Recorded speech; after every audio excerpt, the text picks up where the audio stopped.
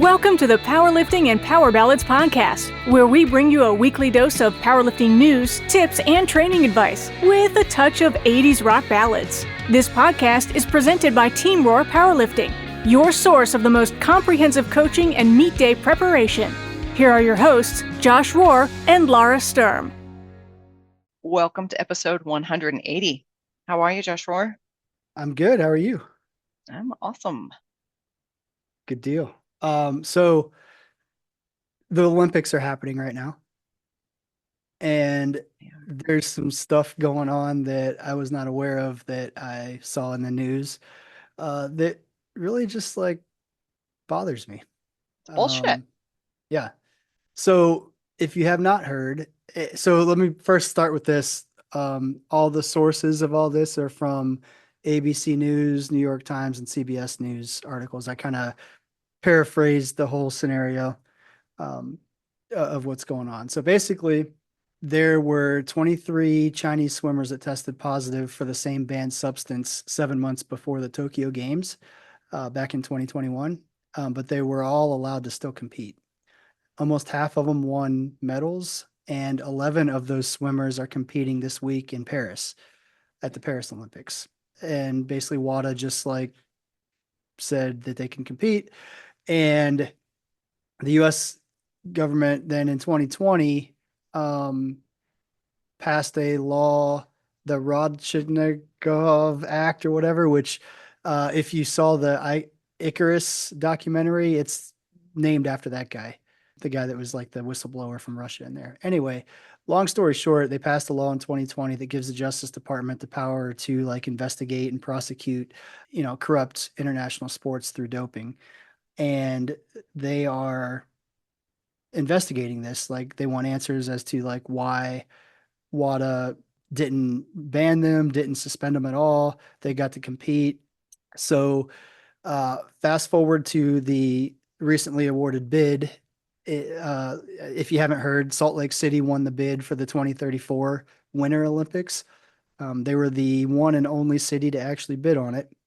And the Olympic Committee, the IOC, basically said that they will essentially take the bid away from Salt Lake City if the FBI doesn't drop the investigation into the Chinese doping controversy. Blackmail. Basically. Yeah. So have you heard what the Chinese have said in response to, oh, hey, your athletes tested positive? They said it was from contaminated food. Right. Yeah. So yes, it was from contaminated food, but at the end of the day, it doesn't matter how you get banned substances in your body. If they're in there, you are banned and don't compete. Like that's pretty much the hard line. Like it could be that somebody, injected you with something while you were sleeping and you had no knowledge of it. Doesn't matter. You failed the drug test and you're out. So it doesn't matter. Like that's the part that pisses me off. It's like it doesn't really matter. Like ultimately it's the athlete's responsibility, right? But like at the end of the day, it doesn't matter how it happened. It happened. And basically, WADA's just like looking the other way. looking the other way, but also not giving an explanation. Like, okay, maybe like let's say this is legit. Maybe it was food contamination and they can prove it, they can document it, blah blah blah. They at least need to acknowledge that and say we are making this exception for these athletes because of this, blah blah blah. Not just saying, well, it just never happened. Like right. Or oh, okay. Just looking the other way. But the icing on the cake is WADA is also threatening to take USADA, which is the U.S. anti-doping agency, before an independent compliance review board, basically because they are also against this, right? Like this exception, because like they are for consequences for doping, right? But WADA's like, no, you can't be pushing that agenda. Which agenda? The agenda of being drug free? Like, right. You're right. Kind of like what WADA and USADA. This all just like brings me back to the whole reason, the main reason we split from the IPF is because it's more important to be quote unquote WADA compliant than it is to be drug free.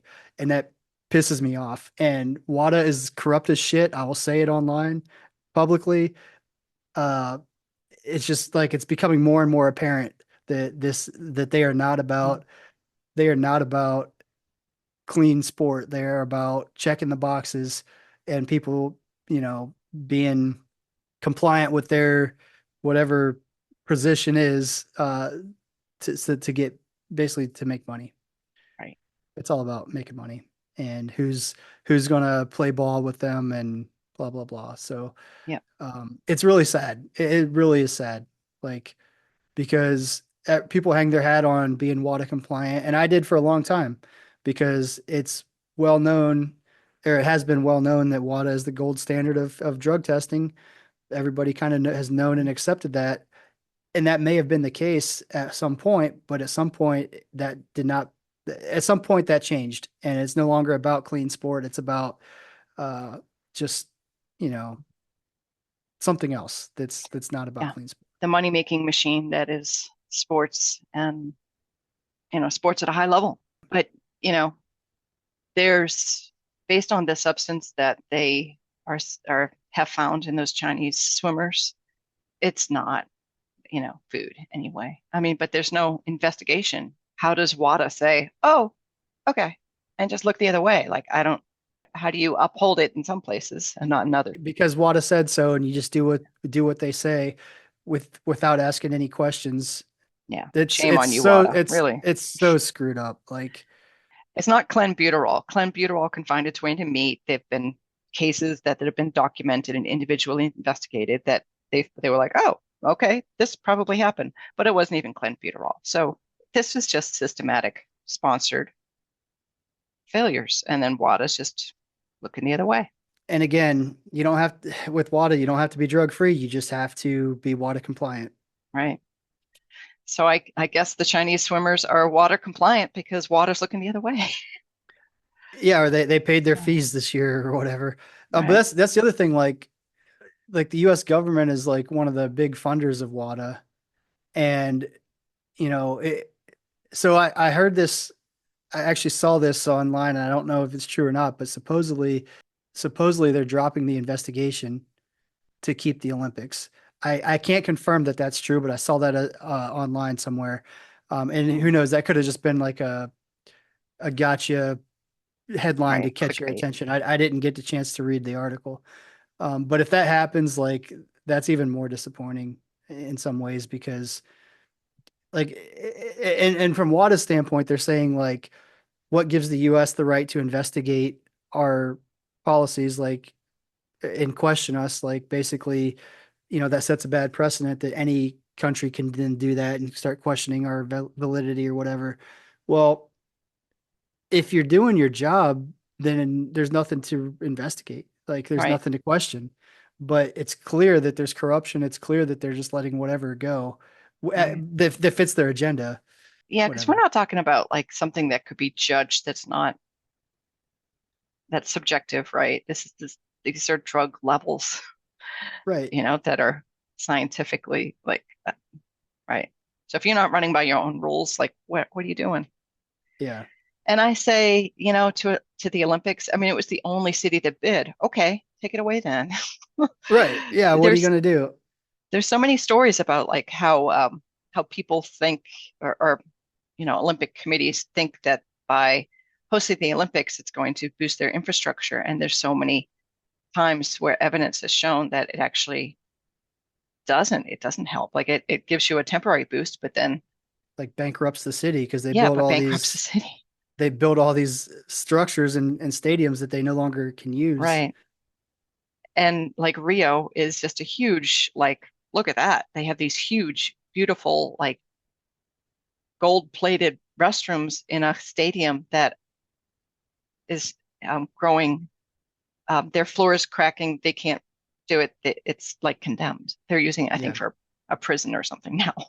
Like Right, it's not even because the cost to maintain them is so expensive without right, the revenue coming in from the Olympics anymore. It's like they right, can't maintain them, so they just become decrepit, abandoned places. Yeah. right. So when you build out that infrastructure, if you're not ready to support it, like what's really take the bid.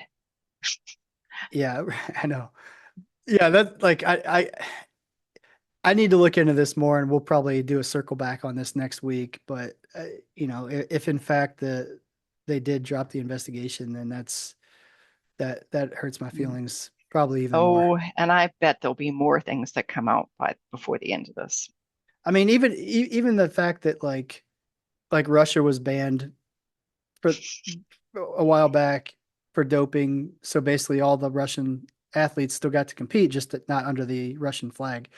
Right, Well, how does that even make sense? Like right, right, that's not even a slap on the wrist then, because like that was a state sponsored cover up and scandal, like state sponsored doping, and then basically just like, well, all your athletes can still compete. We're just, you know, you don't get to wear the Russian uniform and stuff. right, That's just, I mean, it's like, it's almost like encouraging people to do that now. It's like, well, obviously we're not going to really punish you for it. So why not? right. You'll still be able to compete. Just you can't hold a Russian flag. We'll give you a different name. It's fine. Independent, or what was it? The Right, right. independent It was flag or yeah, Olympic. unattached or something. Yeah, but it still had the word Russia in it. It was like Russia athletes for Olympic, yeah, Yeah, sport or yeah, something. right. It's like, come on. It's so frustrating. Yeah. But But did you hear that Snoop Dogg was representing the United States, not as an athlete, but like at the, flag, yeah, and I'm like, who was like, hey, let's get Snoop Dogg to represent us. Maybe that was just a clickbait story and that didn't happen. I got to look at that more because I no, it didn't. happened. He's Did it he's really? That's amazing though. I've been watching the Olympics, and he's on there like all the time. Like Snoop Dogg. they're interviewing him. Like they went to Snoop uh during the opening ceremonies because Simone Biles was not in the opening ceremonies because she had to compete the next day. Mm, So they went to Snoop Dogg, who then proceeded to FaceTime Simone Biles on live TV. that's amazing. Oh wait, Yeah. so she was still available. Yeah, so she was available. She just was in her room like resting. Oh, So well, she's okay, that just makes talking to sense. Snoop Dogg on Oh my FaceTime gosh, on TV. that's And then he's like, he's been at multiple events, like just there, like in the front row, like as the it's just official. funny. Like who was? I mean, And supposedly Flavor Flav is like the official hype person for the women's water polo team. of course he is, because Right. that totally makes sense. I mean, why wouldn't he be? That'd be my first choice. And where's Ice-T in all this? I don't know. Where's Little Peep? Oh wait, Little Peep died. I don't Never know. mind. Wow, I don't know who Little Peep is. the kids do. The kids do. Yeah, Well, I don't know. It's a weird time. yeah. So anyway, what's going on in powerlifting? All right. Well, so let's talk about some pro card winners that were legitimately in a drug tested event. The Southern Regionals happened last weekend, and there were four people that earned pro status. Three of them for the first time. One of them just renewed. So in the equipped open division, Alexis McCarthy had a 571 dots, and that actually moves her up into second place on the leaderboard. So barring some crazy performances from Australian nationals or Korean nationals, she punched her ticket to the pro finals. In the Raw Open, Alexa Simpson had a 476, which got her pro card. She's currently 26th on the leaderboard. In the male Raw Masters, Gerald Green had a 476. He renewed his pro card. He already had a pro status, but he had a previous 492 from the Arnold, so he's going to use that 492 dot score, which keeps him in sixth place on the leaderboard and for the Raw top 10 goes. So he's probably in the final, but again, Raw Nationals hasn't happened yet, so a lot of that could change. And then in the male Raw Open, Jaden Lowe had a 542, and he's currently eighth on the leaderboard. So as it stands currently, Alexis, Gerald, and Jaden have all punched their ticket to the finals, but there's other events that could still bump them out. So we will have to wait and see how that plays out. Nice. I'm still mad about freaking WADA, man. Like I was hoping to like shift gears and like have a lighter heart and feel happier after talking about Southern Regionals, but I'm still freaking bitter about all that shit going on with WADA and the Olympics stuff. It just makes me Yeah, mad. I don't understand. Sorry, not to circle back, but like, I just don't understand. Like, how is that okay? How can you even justify that? It's just, I don't know. you And can't. and it still makes me mad because, going back to the IPF USAPL split, like people are still, all over social media, like, well, we're doing Powerlifting America and IPF because they're WADA, they follow WADA, which is the gold standard, and I'm just like, are you Ignorant? ignorant? Yeah, like Yeah. I mean, yeah, sure, there can be WADA compliant, but when you say WADA compliant, that it doesn't mean means, anything. right, that means what? It almost means there's a good chance you're not drug tested, is what it's turned Right. into. Or, hey, you're drug tested, you fail, but yet you're allowed to compete. Well, that's Is even that WADA worse. compliant, apparently? Sounds like it. Yeah. I don't know. It's just it's a mess. And And if any of our listeners, or both of them, haven't watched Icarus, the movie about the whole Russian scandal, you need to, because boy, it's crazy. The movie starts out as one thing and becomes another. It's crazy. and I was embarrassed when that came out because like I was, that was still the time where maybe, being naive, I guess. I don't know. I'm like, well, we are WADA compliant. Like that is the best drug testing in the world. Like, and then that comes out, I'm just like, well, that really kind of Isn't tarnishes what I believe. And then as more stuff happens, it's just like, wow, this is really bad. Like this doesn't WADA doesn't mean anything. Yeah. And it doesn't stand for anything anymore. That's the part that is just sad. Yep. So But this story, so unless you're keeping up on it, you're probably not really gonna, I don't know, it could just be one of those things that's just swept under the rug and we just move forward. yeah, especially if they end up dropping the investigation. Right. That Right. I mean, it's just like, yeah, it was a blip on the screen, but oh, there's something else in the news now to Yeah. grab our attention. Right. So Right. we'll Yep. just move on. But like this is a big deal. Like if I just I don't even know what to do. Like what I mean, outside of talking about it on here, but like I don't know. Like how do you even anyway? All right, Mm. let's move on. I, All right. All right. Happier situations. just when I think I'm out, it pulls me back in. Because, anyway, you've got morals. Here's a powerlifting situation. Here's a happy situation. A genie Okay. appears. This is, all right, maybe not real, but it could happen. So you find a bottle on the beach, you rub it, and a genie appears. It's the powerlifting genie and says, hey, I'll give you one of these three options. You've got to choose one. You can have free knee sleeves for the choice of your choice for life, right? Any knee sleeve you want for life. Free meet entry for 15 years, or you can have free travel to all the meets you want for 2 years. Which one do you choose? So when I wrote this, I thought these would all be fairly weighted evenly in people's mind. But everybody on social media so far has been voting for free travel, almost everybody for 2 years. Because when I was writing it and thinking about it, I'm like, I don't know. I think as a lifter, I would do the free meet entry for 15 years. But then I'm like, well, if it's me right now, none of these really actually apply because, like, is it free travel to meets as a referee or do you have to be a lifter? Uh, so so if it's only for as a competitor, I don't know if the free travel to meets make sense for me personally. The free meet entry definitely doesn't make sense because I'm not really competing right now. But I have lots of aches and pains, so I think free knee sleeves, my choice for life, might help keep me together. So I might go with that one. Hmm. But like, how many knee sleeves do you need? Probably, I've had the same pair of knee sleeves for a long time. Yeah, I don't need that many, but like, you know, sell them on the side, a little spending cash. You're gonna scam the genie, No, huh? that would be wrong. Um, yeah, I mean, if I was competing, free meet entry for 15 years would be pretty meaningful. It is, but I But did the math. I did the math. So like, let's even really, say a did 175. math. I did. Let's say 175 entry fee for all the meets, which is it's about the highest it is.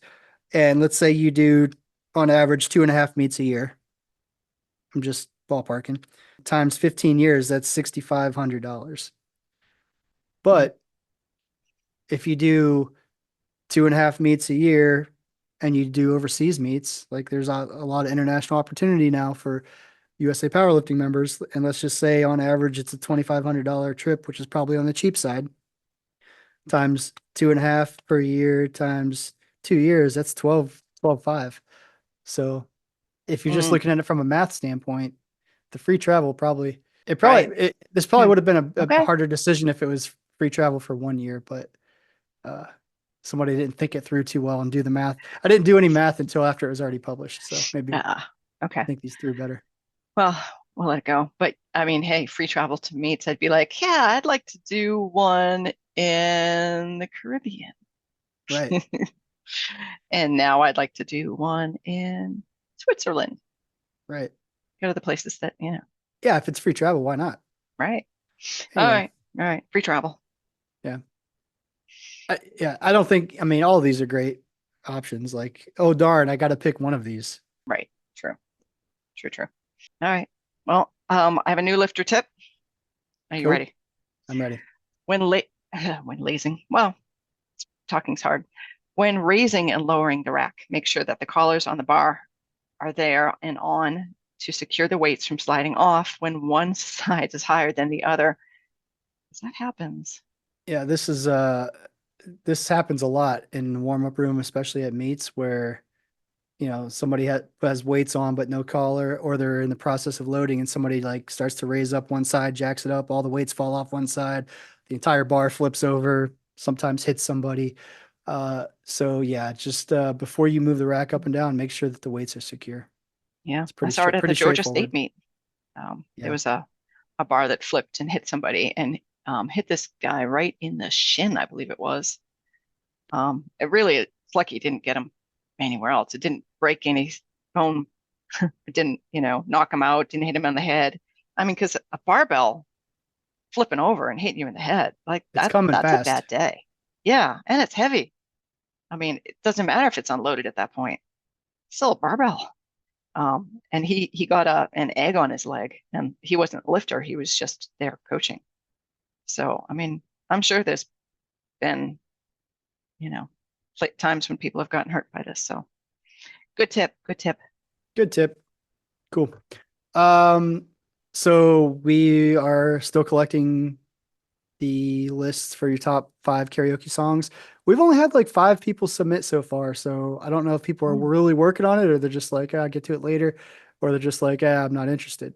But we are actively collecting gift bag things from different companies. We have a edition from last time. So Ann Peden, she puts lifting jewelry out, kind of like what you used to sell at different events, and she's going to donate a little bit of lifting jewelry to the gift bag. So we are currently up to jewelry from her, a hat from Executive Arborist. What kind of hat is it? Do you have a picture of it, or can you wear it? You should wear it. I'll wear it next time. Okay. Might have one in the closet. All right, cool. So next time you'll wear it for demo purposes. And obviously a drawstring bag from Team Roar to carry all your goodies. I think it's a Richardson hat. Is that a thing? I don't know. I don't know anything about hats. Either. Okay. Oh, well. I'll wear it next time. Cool. I'm working on my list as someone who at one point in my life was like, I would never sing karaoke in public. I don't have a problem with it anymore. And I'm not a good singer. So, same. I mean, I feel like you haven't lived if you haven't embarrassed yourself publicly. I do it all the karaoke. Time. Oh, yeah. Well, karaoke. Singing karaoke or just embarrass yourself publicly. I mean, yeah, I thought we were just talking about general embarrassment. That too. All right. Well, I'm glad to hear we've got prizes. So submit your list by 8/10. August 10th. Correct. Cool. Yeah. That's all I got. Me too. Awesome. All right. Well, until next week, don't forget to follow us on Instagram at PL Ballads Podcast and shoot us an email if you have any questions, plballadspodcast@gmail.com. And if you are looking for powerlifting coaching, want to get into the sport, or if you're already an elite level lifter and want to be a leader, I made that word up, I think, hit us up at Team Roar. We got you covered. Nice. Bye, Josh Roar. Later, Laura Sturm. Thank you so much for listening. If you enjoyed today's episode of the Powerlifting and Power Ballads podcast, please remember to subscribe and share it with your friends.